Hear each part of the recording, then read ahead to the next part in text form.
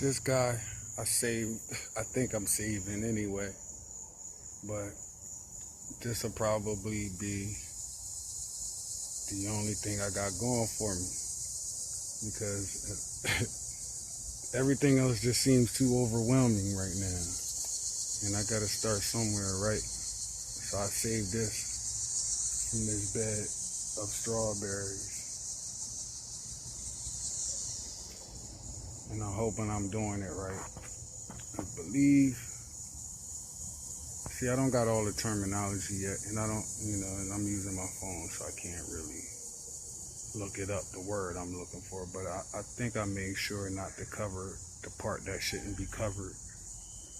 Anyway, I got some eggshells, got some banana peels. What should I do with those?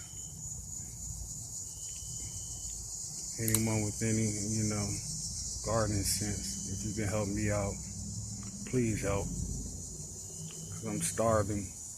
Sight. But yeah, it'd be good to grow my own food, and this is what I'm trying to do. And I do like strawberries. So I figure I'll just, if I could save one, or get one to produce, before it's too late. I'm in Pennsylvania. If that helps, thanks.